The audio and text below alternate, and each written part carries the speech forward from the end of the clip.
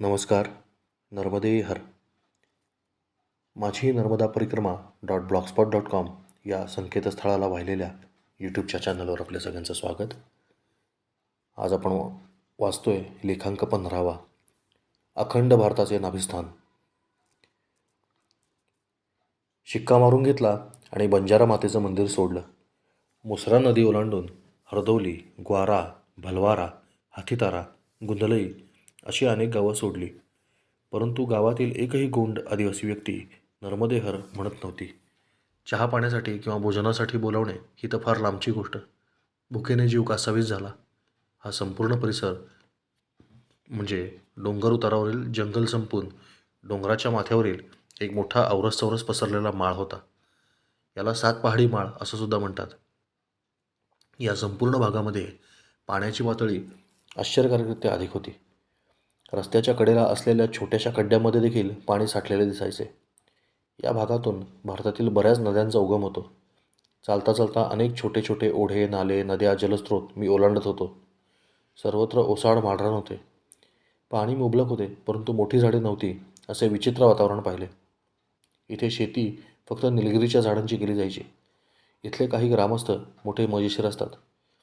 पुढे कुठले गाव आहे असे विचारल्यावर एक खेडूत मला म्हणाला, आगे एलिफंट स्टार विलेज है. नंतर कळाले की पुढील गावाचे नाव हाथीतारा होते. कदाचित हस्तनक्षत्रावरून हे नाव पडले असावे. हस्तनक्षत्रात पडणाऱ्या पावसाला ग्रामीण भागामध्ये हत्तीचा पाऊस म्हणतात. हाथीतारा गावाच्या पुढे 2 मार्ग वेगळे होत होते. एक होता निवास मंडला मार्ग. निवास हे तिथल्या एका तालुक्याचे नाव आहे. या नावामुळे पुढे बरेच मजेशीर गोंधळ झाले. मी विचारायचो की आगे निवास की व्यवस्था कहाँ है, आणि लोक मला निवास गावाकडे जाणारा रस्ता सांगायचे. असो. दुसरा मार्ग होता शहापुरा जोगी टिकरिया मार्ग. यातील मंडला मार्गाने गेले तर 90 किलोमीटर अंतर वाढायचे. सुमारे आठवड्याभराचे चालणे वाढायचे. परंतु हा मार्ग नर्मदा मातेच्या काठाच्या जवळून होता. इथे नर्मदा नदीने मोठे वळण घेतलेले असल्यामुळे बऱ्यापैकी परिक्रमावासी ते वळण टाळून सरळ योगी टेकडी अथवा जोगी टिकरिया या गावामध्ये उतरतात. मला त्या क्षणी याबाबत काहीच माहिती नव्हते. दिंगमूड होऊन मी गुंदलई माळावरील त्या तिठ्यावरती उभा राहिलो. जबलपूर सोडल्यापासून नर्मदा मातेचे काही मला दर्शन झालेले नव्हते आणि मला हा प्रकार फारसा आवडला नव्हता. मला असे वाटायचे की नर्मदा परिक्रमा ही संपूर्ण नर्मदा मातेच्या काठाने होत असते. परंतु इथे काहीतरी वेगळे चित्र मला पाहायला मिळत होते. मी डोक्याशी ठरवले आणि मंडला मार्गावर चालायला लागलो. इतक्यात एक 4-5 वर्षांची छोटीशी काळी सावळी चुणचुणीत मुलगी पळत माझ्या दिशेने आली आणि मला म्हणाली, बाबाजी उधर मत जाना, आप इधर से जाना. मला काही कळेना. एक क्षणभर माझे मन बावचळले. उजव्या हाताला नर्मदा माता असते असे सोपे गणित परिक्रमेमध्ये लक्षात ठेवायचे, आणि ही मुलगी तर मला डाव्या हाताने जायला सांगत होती. म्हणजे नर्मदा मातेपासून दूर पाठवत होती. अर्थात माझे दिवस वाचणार होते, पण नर्मदा मातेचे दर्शन लावणार होते. परंतु सुरुवातीला सांगितले त्याप्रमाणे आपण आपले डोके लावायचे नाही असा निर्धार पक्का केला होता. हा सर्व विचार करून मी त्या मुलीला काहीतरी विचारणार म्हणून पाहिले तर समोर कोणीच नव्हते. आजूबाजूला पाहिले तर त्या सुनसान माळावरती अक्षरशः कोणीही नव्हते. ती मुलगी कुठून आली, कुठे गेली, कशी गेली, काहीच कळायला मार्ग नव्हता. मग मात्र माझा निरुपाय झाला आणि मला डाव्या हाताने अर्थात शहापुरा मार्गाने वाटचाल सुरू करावी लागली. पोटात अन्नाचा कण नव्हता, त्यामुळे कळवळून भूक लागली होती. पुढे जाण्यापूर्वी या भागाच्या भौगोलिक वैशिष्ट्याविषयी थोडेसे सांगणे क्रमप्राप्त आहे. हा मंडल अथवा मंडला नावाचा जिल्हा आहे. मला कुठलेही गाव त्याचे नाव ऐकलं की त्याच्यामागे काय इतिहास असेल हे जाणून घ्यायला अतिशय आवडतं.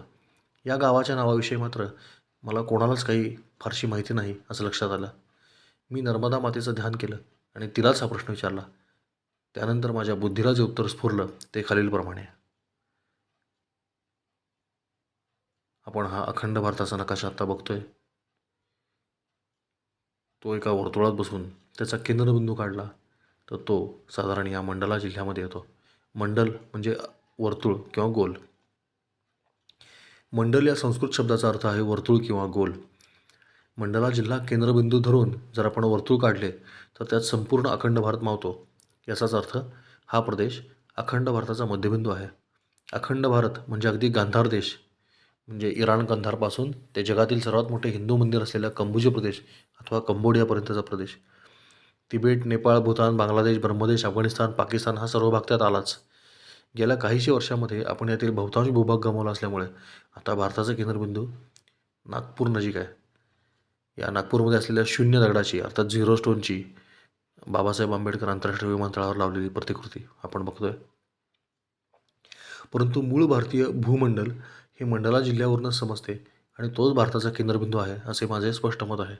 श्रीशैल्यम आंध्र प्रदेश इथल्या श्री शिवाजी स्फूर्ती केंद्रामध्ये लावलेला अखंड भारताचा नकाशा आपण बघतोय.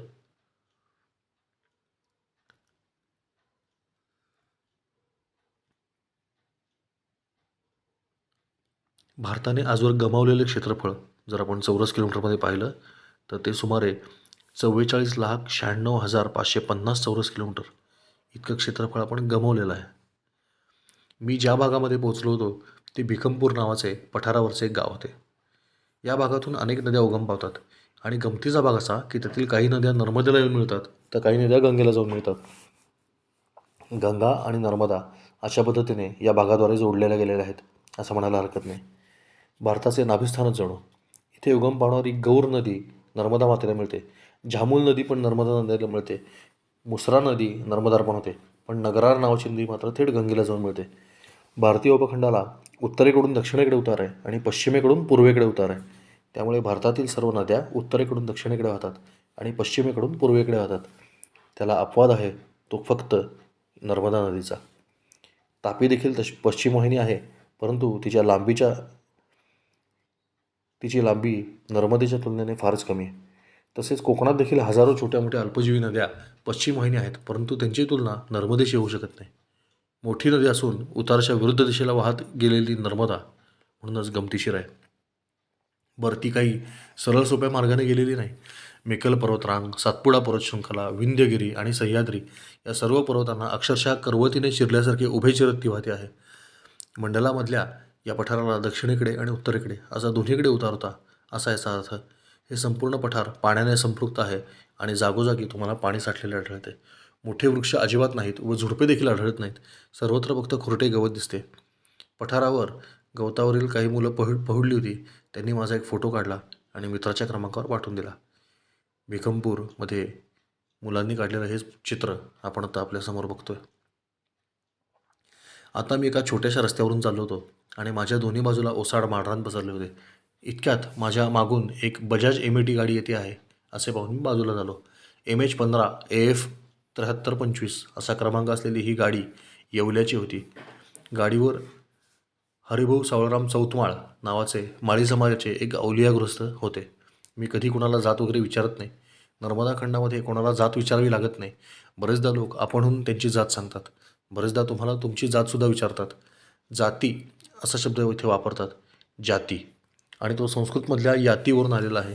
याती म्हणजे प्रकार. ज्यांनी आपणहून जात सांगितली त्यांची नोंद मी डायरीमध्ये करून ठेवायचो आणि तीच नोंद तुम्हाला इथे वाचायला मिळेल.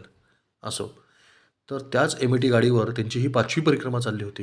हे गृहस्थ स्वतः अपंग होते, परंतु ही गाडी मात्र ते चालू शकायचे. स्वतःच्या पायांनी चालता येणे त्यांच्यासाठी अशक्य होते. गंमत म्हणजे गेल्या परिक्रमेमध्ये त्यांनी गाडीमध्ये हवा भरल्यानंतर पुन्हा हवा कधीच तपासली नव्हती, तरी देखील दोन्ही जागांमध्ये योग्य दाबामध्ये हवा होती. त्यांनी अजून एक चमत्कार मला सांगितला. अजून शूलपाणीची झाडी मला लागलेली नव्हती, परंतु तिच्या भयानकतेबद्दल मी फक्त ऐकून होतो. यांनी मात्र याच गाडीवरून शूलपाणीची झाडी यावर्षी पार केली होती. खरे तर ही झाडी ज्यांना नको असेल त्यांच्याकरता पक्का डांबरी मार्ग आहे. तो थोडासा लांबचा पडतो, परंतु यांनी थेट डोंगररांगामधला मार्ग निवडला होता. हे विशेषत्व ते लक्षात घ्यावे. केवळ 2 पर्वत वगळता 90% मार्ग ते याच MAT गाडीने चढून गेले आणि उतरून देखील गेले. हरिभाऊ म्हणाले, कदाचित ही माझी शेवटची परिक्रमा आहे. आता शरीर खरोखरीच साथ देत नाही, म्हणून मी नर्मदा मातेची प्रार्थना केली की माते, मला एकदा तरी तुझी शूलपाणेश्वराची झाडी दाखव. गाडीची अवस्था पाहता हा खरोखरीच चमत्कार होता.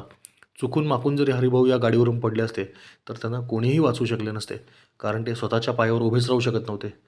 परमेश्वराची कृपा असेल तर मुकम करोति वाचालम पंगुम लंघते गिरीम, हे खरोखरीच सत्य आहे.